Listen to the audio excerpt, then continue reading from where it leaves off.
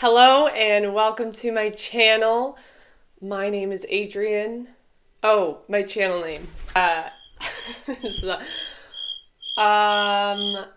channel name is Cut. Hello and welcome to my channel, The Home Steward. Hello. If you're new here, so am I. This is my first YouTube video, so here we go.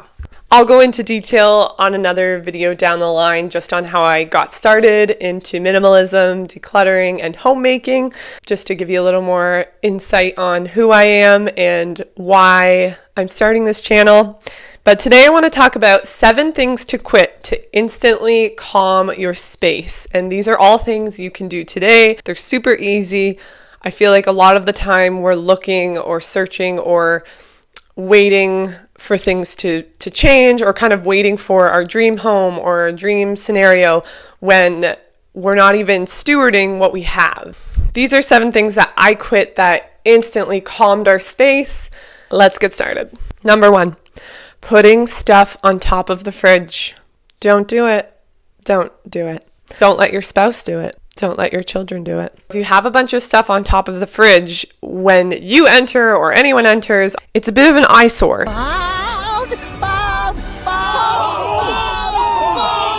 It's an eyesore. Often when we have stuff like that there, it's actually taking away from the things that we do value and we do love and we do want people to see. If we have artwork or plants or a really nice backsplash, whatever it is in our kitchen area that we want kind of the eye to be drawn to, it actually takes away from that when we have a bunch of stuff on the fridge. One of the most helpful tips is that everything should have a home. Shouldn't be anything in your house that's just kind of your stuff shuffling. You're moving it because you don't actually know where it goes or what it does or why you have it. My advice to you is find a home for it. Mail, find a home. You have filing cabinets or whatever you have a place for the mail. On top of our fridge, we have a little organization caddy type thing.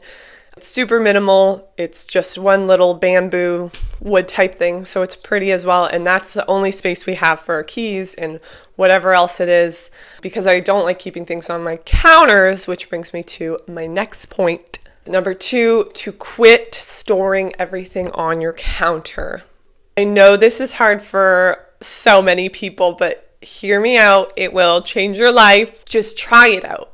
You don't know until you try. I struggle with this because I was like, well, I use this every day. And the reality is the time frame for which I use it is so short, and then it stays on the counter for the rest of the day.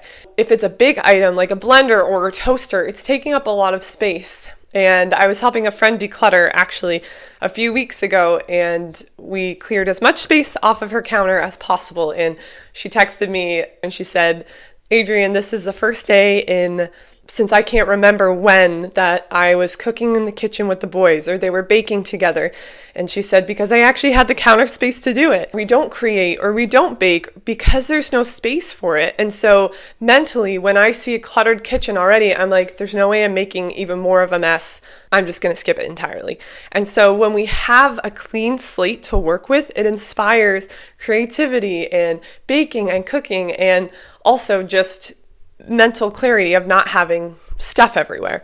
Makes cleaning easier. I try and keep our counters completely clear. I think I have a plant, a picture, and occasionally I'll keep the kettle on the counter because I really do use that throughout the day. But even still, I do try and put that in the cupboard. There's a space for it. Try it out.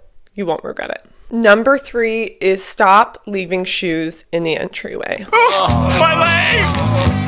Safety hazards aside, the entryway is a place that is welcoming you back and sending you off. And so when you're leaving in a chaotic environment or you're coming home to a chaotic environment, it's not a really good way to send you off or to greet you home. I find keeping our entryway clear. We even have a shoe rack that you can't see the shoes. It's one of those,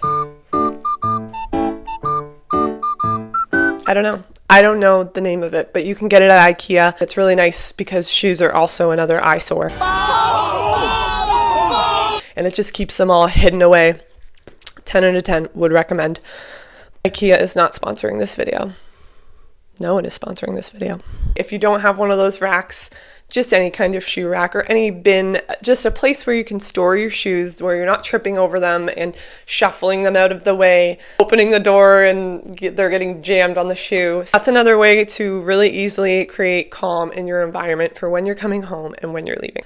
This next one is quit using surfaces as storage. Clutter attracts clutter. So the moment someone puts something on the counter, you've just given permission that that's a spot where everything goes now that you don't know what you're doing with it. Nightstands or the dining room table, side tables, any kind of surface, if the object is not intentional, if it's a picture or a plant, then that's fine, whatever you want there. But to quit putting things on surfaces for temporary times. That's my husband's favorite word, is it's just for now. And it's not just for now. And I know that. And you know that. If you can have things out of your line of vision, that's great. The final thing is to quit overstocking yourself, overstocking your brain, overstocking your schedule, overstocking in general. The reality is you can have the most clean home, you can have the most aesthetically beautiful home. You can still be without a calm environment. Your internal environment is going to reflect your external environment. And I love this phrase that I heard. We as mothers and homemakers get to be the thermostats, not the thermometers. So I get to set the temperature in my home. I get to say, this is what we're creating in our home. This is the way our home functions.